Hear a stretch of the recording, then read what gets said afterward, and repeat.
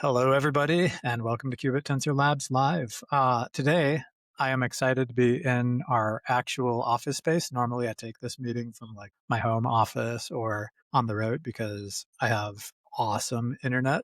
Our office is actually in the Colorado Quantum Incubator associated with the University of Colorado Boulder. And actually can see the IT gurus right now going and working on the internet connectivity. So if we end up dropping or sucking, apologize in advance. All right, let's jump right into it. So as always, the information being presented here is more information than we would usually put out. And so if you've been with us before, you know that these are ideas that we're sharing, not promises. Uh, we never give investment advice, but today we will be talking a little bit more about dollars and tokens than we usually do. And so, again, I just want to emphasize not investment or legal advice. Uh, we appreciate all of the treatment that you guys have had of this content so far. And if you agree with that, stay on. And if not, drop off. All right. So today we're going to talk a little bit about tech support, which is mostly like a really surprisingly good news story. So I'll be excited to hand it over to Sure Shot Ryan when we get to that. Ryan is one of my most trusted cynics when it comes to this stuff, and so I'll be excited to hear his takes on that. When we get to R&D, we'll talk about some of the work that we have to do to continue to scale the peaked generation. And we also have a new quantum geek who you all have not met before, but we've known for a long time, Rob, who will be talking about Shores. We'll also share a little bit of looking ahead at just kind of how Subnet 63 starts to prepare for the transition from the current world that we're in into, kind of the ridges of quantum that we've talked about. Share some pretty good quantum updates for Open Quantum. And then community. The community section, there were a lot of good questions submitted, so we're going to spend a little bit of time there. And so this looks a little bit light, but actually I think it's going to be some thick content today. So without further ado, we'll jump right into it. So on the tech support side, Ryan, I'll kind of hand it to you. Yeah, so as you may have seen in the chat, we've had an update to the validator, a couple updates, because there was an additional hotfix after the original peak scaling uh, update that was causing some performance issues. But um, yeah, basically, what we've been doing with stability is, sorry, slide issue here. We had a major code enhancement, and like I said, we've been able to improve the performance, and then we also had two additional validators come online recently, so that should also improve how many circuits people are receiving as well. Um, because of this, we have a massive increase in the number of peak circuits generated, maybe even overwhelming for some people. And then we have revisit times have gone down from days to hours, and then circuit volume has had an over 5x increase as well. Yeah, and I think that 5x increase is sort of even like a low estimate, right? Like what kind of ranges are you seeing in your data? Yeah, I mean, I think it could probably be between 5 and 10 times the increase, but yeah. So with all that increase in circuit generation, are any of the miners starting to squeal that it's too much yet, or are people handling it pretty well? I haven't heard a lot of chatter. It would be nice to kind of get some feedback from the community and see how things are going with them. Yeah, awesome. Well, nice work on that. And so, yeah, with that, I think this is actually probably the first time since we've launched where I don't feel like we're sort of behind the eight ball in terms of trying to keep up with miners. So knock on wood. Uh, hopefully, hopefully we can keep that lead, but things are looking really solid. But I think the next big thing then is getting to scaling peaks. So do you want to talk a little bit kind of about that? Yeah, sure. I think my uh, controller is messed up, so if you get it next, that'd be great. Yeah, no worries. We'll do this old school. No worries. And actually, I think Bongo Cat. Yeah, sorry, I think that's actually my slide. All right, yeah. So I mean, so just to recap, that was weird. It went the opposite direction. Just to recap for anybody who I guess missed it, right? The main improvement that we've made over the most recent improvement has been to introduce this method of recycling, I guess, pre-existing circuits. These things are really hard to generate in a you know completely fresh way. So what we've come up with is this nice simple solution to kind of be able to recycle like these large tensor networks that we're generating basically, and be able to convert them into many different kinds of circuits that then get sent out to miners in a much faster way. So far, we don't think anybody has sort of broken this, which is really great, and it's ended up being pretty great for the health of the subnet. Right, we've dramatically increased the speed of circuit delivery to miners, and it's been really great to see things running smoothly. So far, nobody's complained, which is good.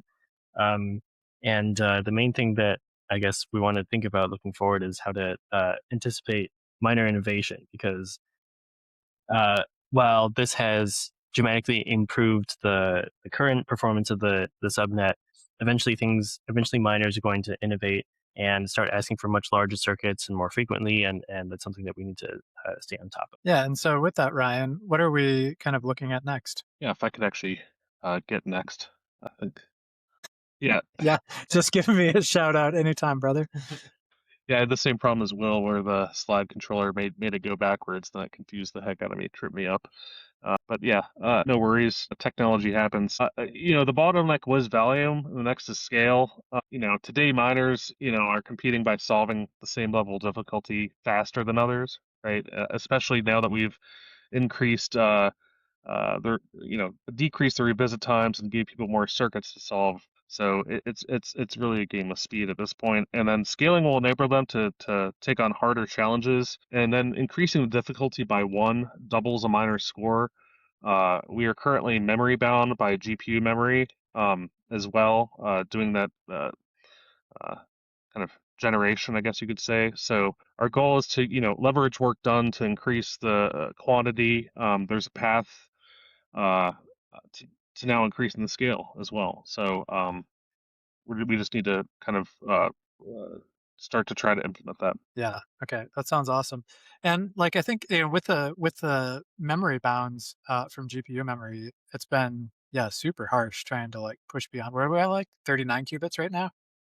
Right. Yeah. And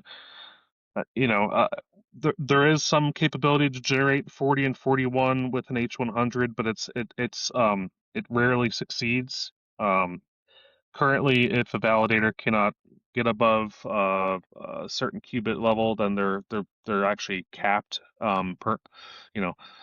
at that level, and they won't go above it because of failures that may occur. And so it's really a challenge of kind of like fighting between what hardware validators choose, what we think we need, costs of running these validators by the validator groups and how much they want to spend, and what we want to do is come up with an innovative way that we could still keep increasing the difficulty and provide value to our miners. Cool. That's awesome. And yeah, just to sort of like look back on this for a second, I can go in way off script on this. Like it was actually pretty mind blowing when like people started doing 37. Now people are like, give me 40, right? Which is like pretty breathtaking, actually. It's pretty good progress. Absolutely. All right. So continuing on though, Peaked is just one of the challenges that we offer. I think a lot of people saw the announcement in Qubit Tensor Labs Live 2 weeks ago.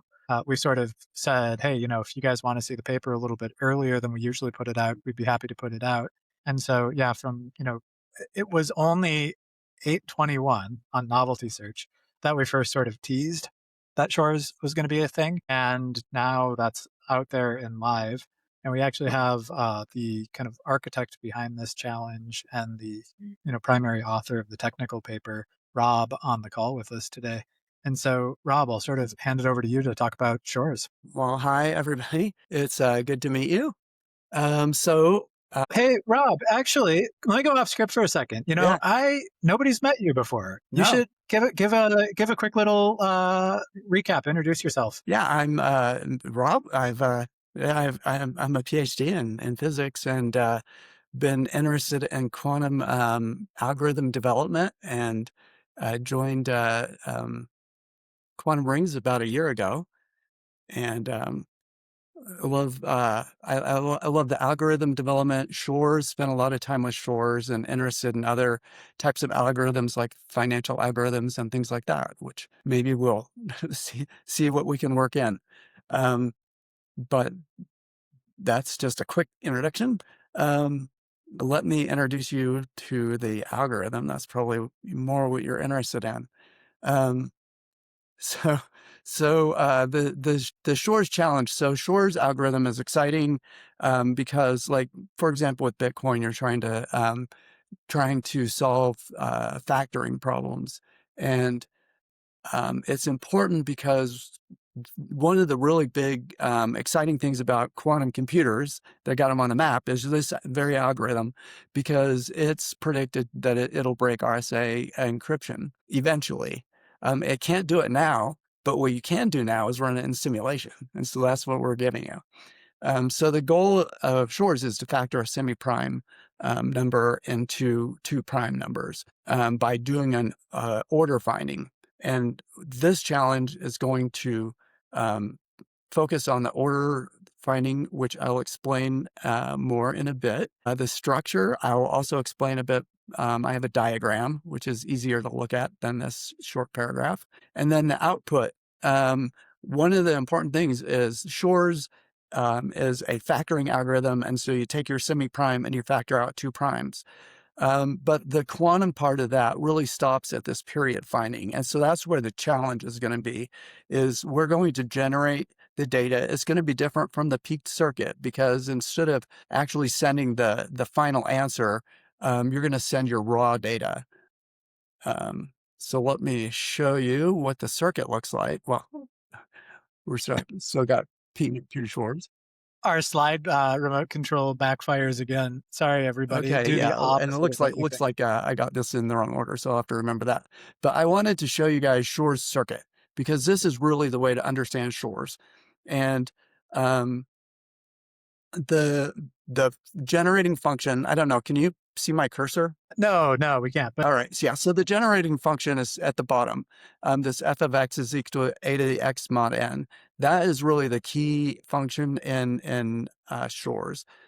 And a mod function is periodic, like a sine function. And so you could imagine if this was f of x is equal to sine x, it would be a periodic function. If you want to find the period of a periodic function, you do a Fourier transformation, and that's what Shores does. So the register on the top left is your x input value. So if you were going to put in 1, the bottom one would be 1, and the other 2 would be 2. If you're going to put in 2, the middle one would be 1, and the other 2 would be 0.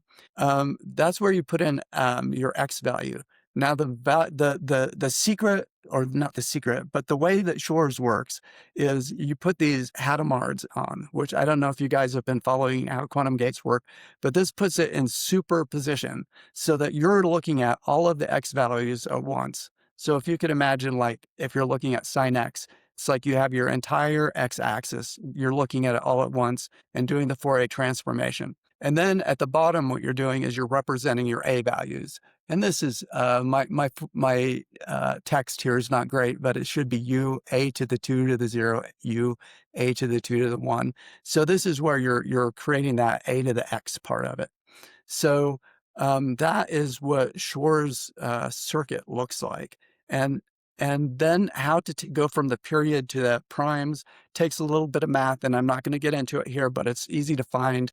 And you can certainly ask us and we'd help you. But like, that's not where the goal is going to go. That's just sort of for your own learning about Shores. The challenge, like I said, so we're going to give you the order, we're going to give you the circuit, a QASM circuit, just like you're used to getting. And you can run the circuit on a CPU, GPU, QPU, however you want to run the circuit.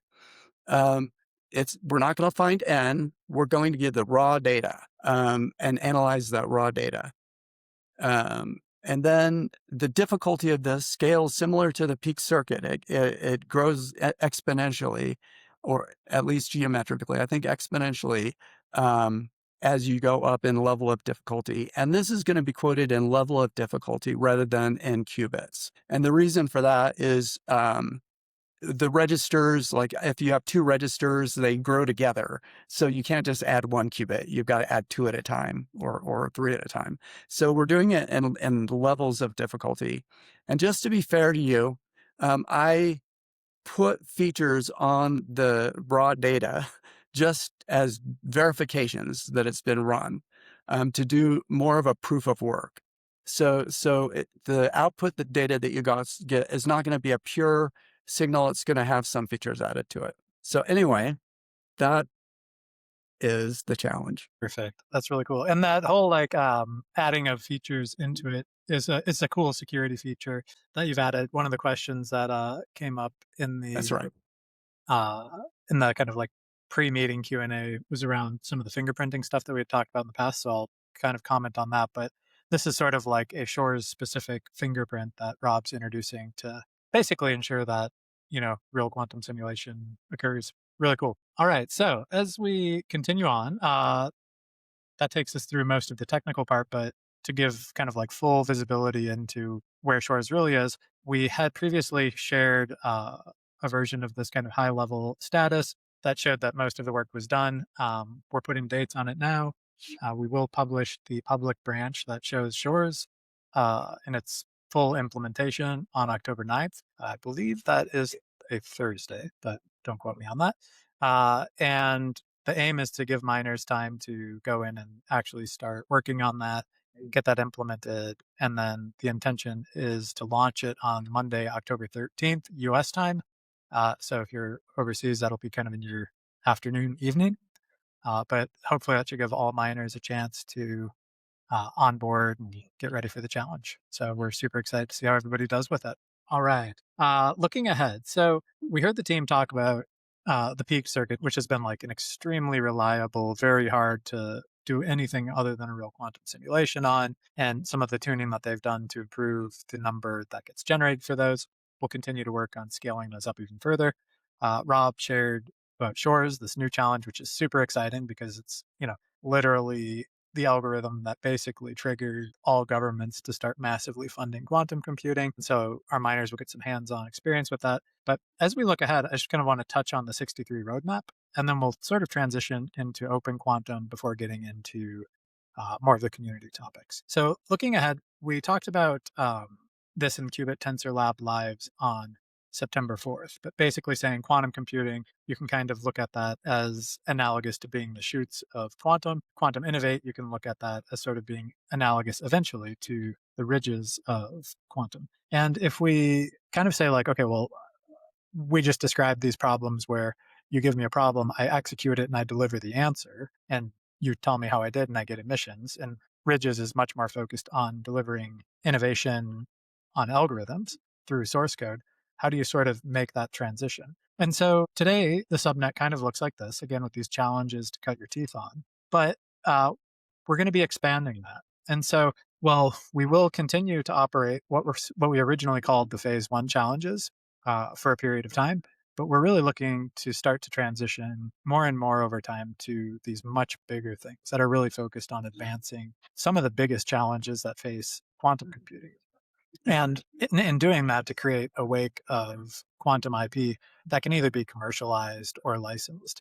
And again, some of the big things, if you haven't heard, right, the intention is to do that in USD, where these other challenges to cut your teeth on happen kind of in BitTensor directly with Alpha and Tau, and to really try to focus on bringing people from outside BitTensor in to do that.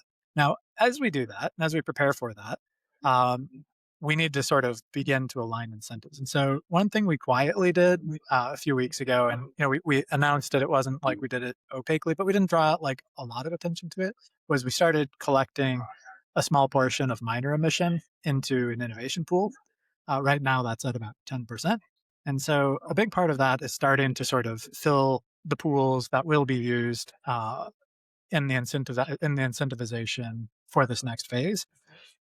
There will be a slow increase in that as we go. We just sort of want to like highlight why we're doing that. And in future weeks, we'll talk a lot more about some of the like actual structure of how the prizes and the incentives work in that sort of new realm. But I just kind of wanted to give a heads up now that we'll slowly be turning that dial.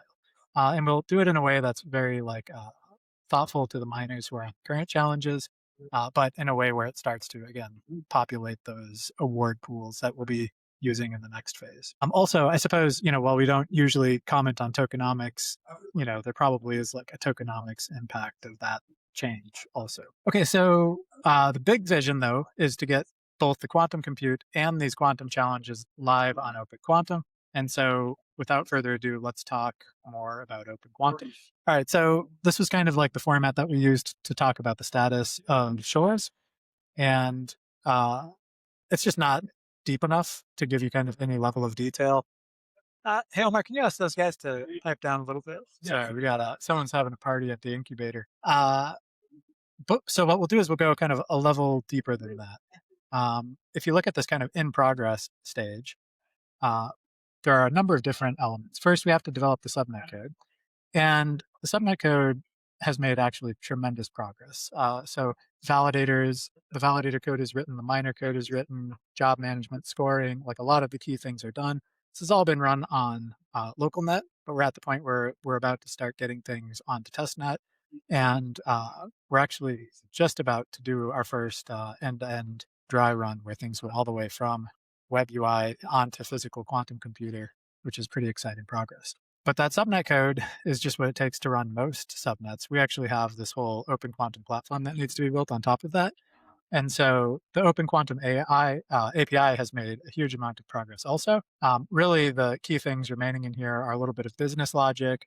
And then we haven't implemented like the credit management or e-commerce yet, but most of the rest of it is implemented. The website has been wired into most of that, and we'll show you what that looks like here in a minute. And the piece that we really need to get to once we start to wrap up the remaining API work is to focus in on like integration into the quantum frameworks, which is, sort of like instead of users using our website, actually installing Python libraries that wire into their workflows and just let them execute circuits right away. And so a few weeks ago, we had shared a video that was like a mock-up. Now I'm going to share the exact same workflow, but actually implemented. So you can see, one-click single sign-on to actually get into the account with GitHub and Google. You can see that, we're actually querying jobs based on the user account. You can create those jobs using the systems that the backend says are available.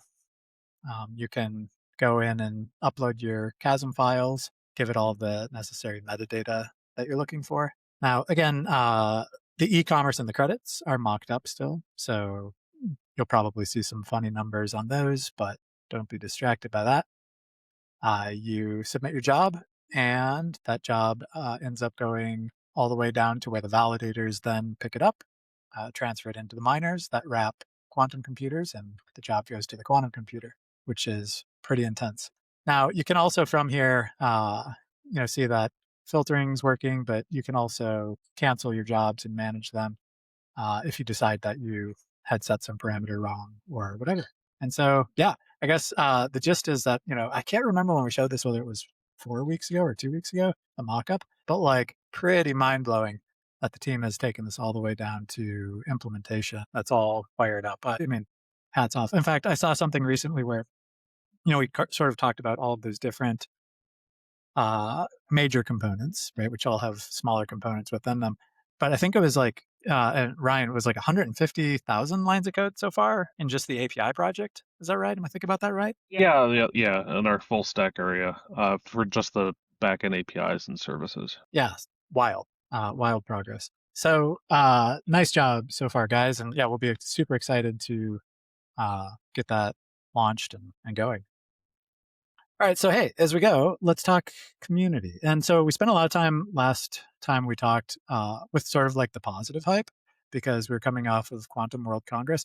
And one thing I really like, I think you guys are pretty aware that this always happens, but it seems like especially relevant in deep tech like quantum, where you'll sort of have like two pretty polarized sides of things. You'll have like a lot of people out there that are hyping things pretty significantly in the positive direction, but then you also have a lot of people that are like hyping things pretty negatively. And so I kind of just wanted to talk a little bit about that, just share what we should do with that type of information and how we should sort of like separate the noise from the signal. So yeah, this is one example that one of the guys on the team shot over to me. I don't know if you guys are aware of Martin. whether it's quantum or anything. I think Martin typically operated more in like the pharmaceuticals area, but he represents sort of the archetype of the person who essentially makes all their money short in technologies. And so his uh, the way his thing, Mo goes is you take a short position on something and then you go onto all the socials and you just blast it any opportunity you can. And, that is one archetype. There's also like I think a more interesting archetype, which is something that this user posted. They sort of said, hey, there's a lot of hype around 48 and 63, and I'd encourage everyone to listen to the actual scientists before investing. I think they're saying don't invest, but but actually, I think you should listen to the science and then make a choice. But there are very well-respected physicists out there who are also, pretty skeptical, and that's actually like really normal for deep tech, because essentially we live in a world uh, where science still needs to happen. And so like there's a lot of really cool theory and discovery that's gone out there. And in order to actually like harden those things, you have to have the hard skeptics that will also beat the hell out of these ideas. And so yeah, in this particular video, this was actually a physicist taking sort of like a negative view on quantum. And I think she had actually like a lot of really fair points. So my takeaways were significantly different than hers, but like, actually a lot of valid perspectives. And so I think what I would say is like, do your homework, get to know it, listen to the good sides, listen to the bad sides, and then if you have any questions, hit us up and we'd love to talk through sort of what's real, what's not real, what what are physicists like certain about, what are they sort of speculative about, because those things do kind of all get blended together in an interesting way. But yeah, lots of at the same time that those types of things are happening, lots of major things where HSBC just did some awesome work showing a quantum algorithm uh, doing some algorithmic trading.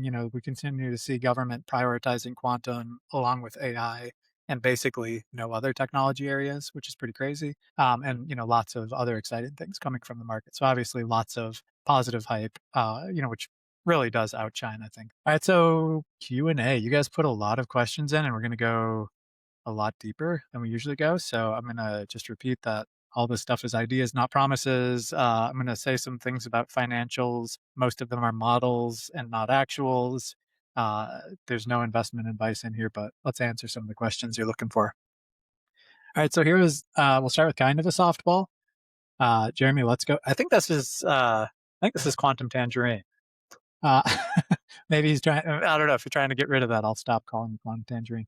I thought that was a cool name, but this was a really solid question. It's like, okay, free quantum computing for all is a cool user acquisition strategy, but what happens when you just start getting bloated with spam? Super legit question. So there's a lot of ways we have talked about handling that. There's sort of like the pay to play, where you say, hey, either as a one-time fee when you create your account, or as a recurring fee on some periodic basis, or even like per circuit, create some sort of nominal fee to disincentivize people from submitting dumb stuff. Now, there are a lot of students in this field, a lot of academics in this field. And so the pay to play option is a real option. And we definitely won't rule it out.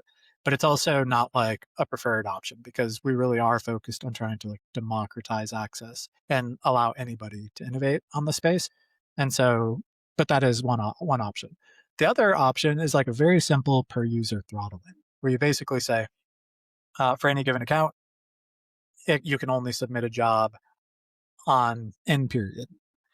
That would work. What is most common in scientific computing is a dynamic throttling, which essentially deprioritizes where you fall into a queue based on how much usage you have. This is a model that most universities use in their like scientific computing clusters, and that would also be a very good model. With all of these things, these are all actually like very easy to implement. And so for launch, the intention really is to focus on what you highlighted there, Jeremy, which is user acquisition, getting more users, more data into the system.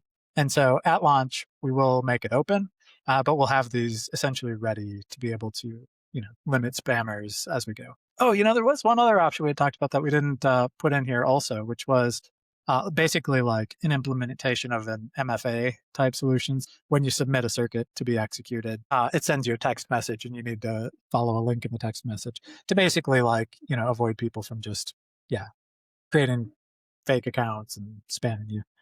All right, halving. I think this one just came in this morning, maybe early this morning, but this is a super relevant question. And so we'll start to share some pretty interesting details on the way that we're looking at this. Basically, the question said, hey, in December, there's going to be this halving event. Seems like it's going to be pretty disruptive. How are you guys going to handle it? There's some details that are probably a little bit incorrect in this post too, but the principle of the thing is totally right. So today, pre-launch, we're taking the miner emission and we're burning it, right? Like obviously we don't have miners mining, and so it's good for everybody to just burn that emission. And most subnets, when they launch, they actually just stop burning that emission and they start feeding it all out to the miners. Well, our aim is actually going to be to like throttle that and to slowly turn that dial up.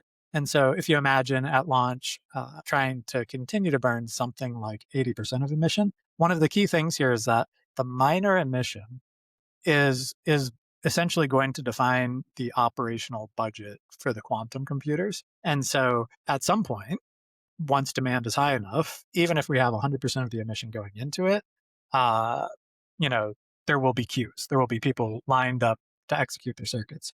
And so to sort of like limit the supply of quantum computers that are available so we don't create like a zero wait time for our users, which is unrealistic to maintain as we scale, we'll sort of be burning substantial amounts of alpha at launch to create a queue. Now, over time, leading up to the halving, our intention is to get to burning about 50% of the emission. And the aim there is that all of these quantum computers are being paid for in US dollars. And so, people were sort of bickering about, well, is it the alpha that's getting cut or the tau that's getting cut? But the net is that, at least in the short term, the US dollars will be impacted by the halving. So by keeping the burn at about 50% up until the halving, that gives us a huge amount of flexibility to manage the impacts of that without actually having impact on our users' experience. Now, the other thing, again, I don't alphanomics, tokenomics, whatever.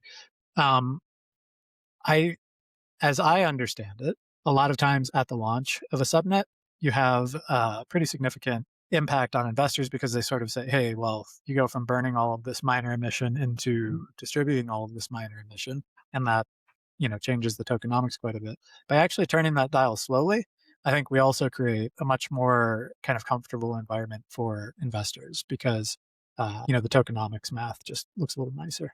Now, that said, everyone has a plan until you get punched in the face.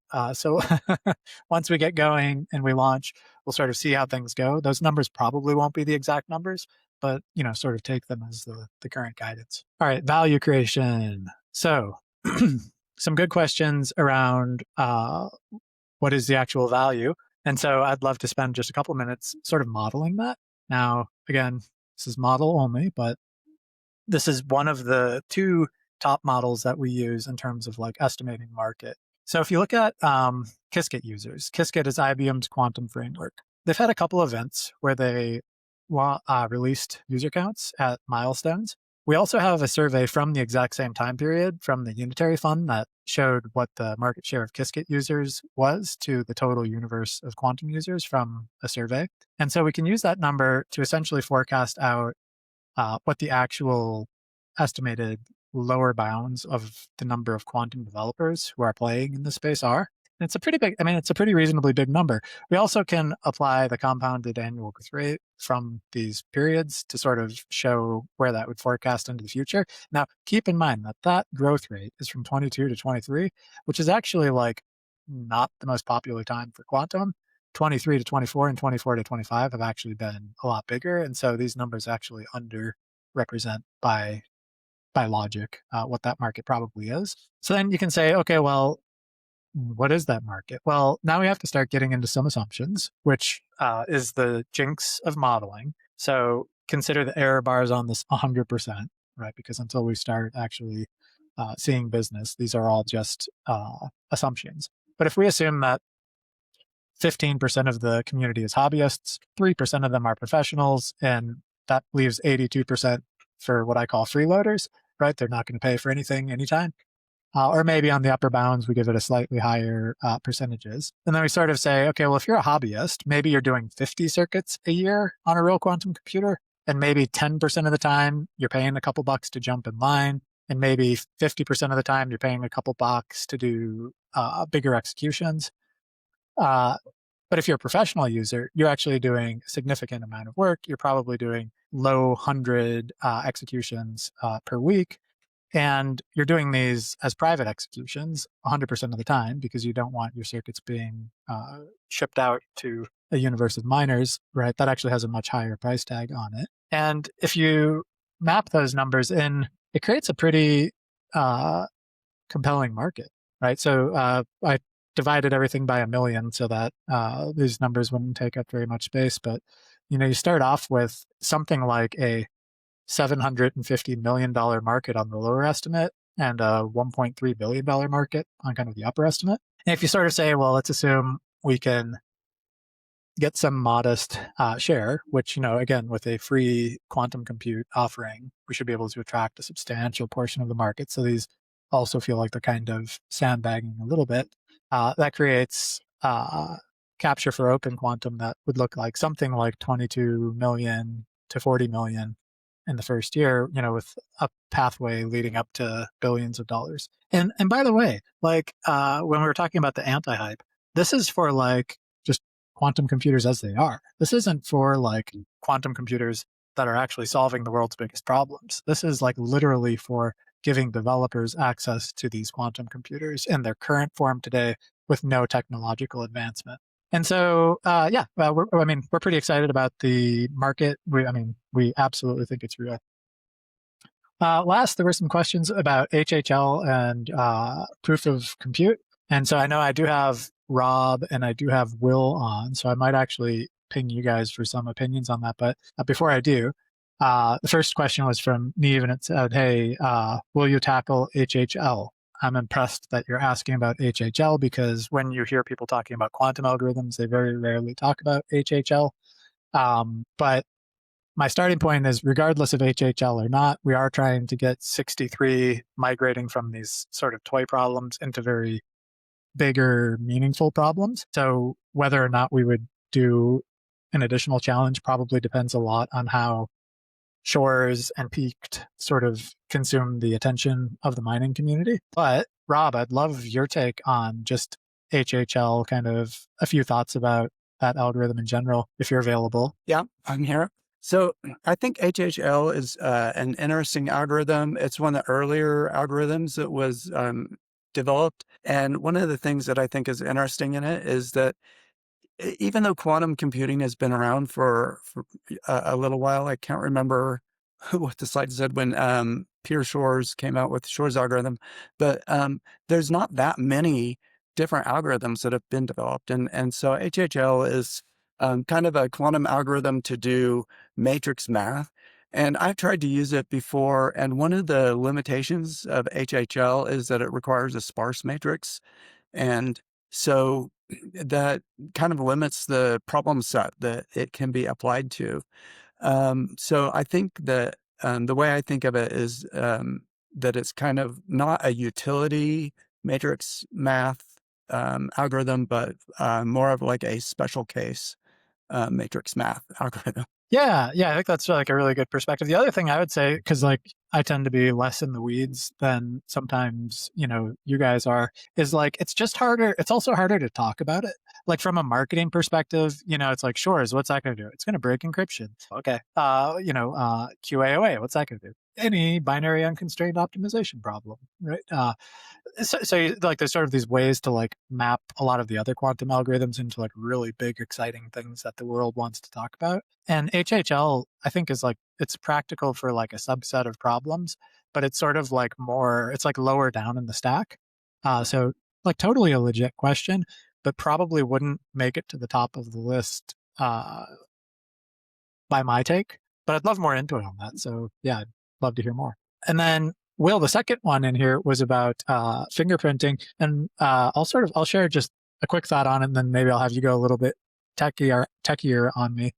But basically, this was saying, hey, with this whole proof of compute thing, if you guys are doing closed loop for quantum computers, do you really need to tackle that right now? When do you need to tackle it? Do you only need to tackle it when there's QPUs everywhere? And I think the key distinction that I would share here, and then maybe I can get some updates from you on, if there's any evolved thinking on this one yet, is that one of the key enablers here is actually to let miners participate through HPC simulations in open quantum, like the really broad open network of miners. Because with the quantum computers today, we don't need to do verification because we can actually verify those companies directly. And even fingerprinting it wouldn't necessarily work because the computer itself actually is going to be fairly noisy and error prone. And so the fingerprint would be even harder to detect anyway. So really the initial market for the fingerprinting was going to be in proof of compute for HPC simulation. But, Will, I'd love just any, updated thinking that you have on that one since sort of the original statement that we shared back during novelty search. Yeah, well, I would say that probably my thinking hasn't changed overall too much, which is to say that, of course, this is a very important problem. And I'm particularly tickled by the thought of QPUs becoming so commonplace that we need to, have some sort of protocol to verify that they're running on quantum hardware. Having worked on quantum hardware myself, but yeah, certainly this is a very important thing to think in the near term for HPC on open quantum, and it's as you know, it's something that I have been thinking about very clearly because, and it's sort of just kind of an interesting problem in its own right because there's very strong analogs to quantum error correction, right? Which is sort of a different take on the same sort of idea of imprinting something in the circuit, right? In the case of error correction, it's being able to detect where something has gone wrong and being able to tell sort of exactly where in the circuit it's gone wrong or how to correct it. And so that's kind of one of the main inspirations for what I'm thinking about right now for open quantum. Yeah, awesome. Yeah, thanks for that. And I will say, so Will and I were talking, I guess actually even just this week, and there was sort of this question of hey, should I be working on the next challenge for 63 or should I be working on fingerprinting? And it was fingerprinting, it's time. It's gonna unlock a lot for us. So yeah, cool question, Jeremy. And yeah, we'll have more updates on that, I suppose, to come. Anyway, I think that takes us through it. Oh no, we do have a tiny community sentiment. So yeah, this is sort of like a standing item. And I had somebody on the team just go and grab a bunch of sentiment and it looks good. I feel like people are very positive. Even so Neuromancer, who we met earlier, I think he was saying nice things. He might have been you know, there may have been sarcasm I wasn't picking up on, but I feel like Neuromancer was giving us some kudos. We have people sort of giving us shout outs for the peaked circuits being generated a lot more aggressively. The DTAU investors seem to be pretty bullish. So yeah, right now we're feeling pretty stoked about things. And again, as always, we really appreciate all of you and all of your participation in the system. We appreciate the continued engagement on the communities, both, pointing out things that you see that might be hiccups that we face if we don't think about them in advance, or, giving us call outs on the things we're doing right or the things we're doing wrong. So yeah, keep up all the engagement and we'll look forward to seeing you guys soon. All right, back to work. We'll see you.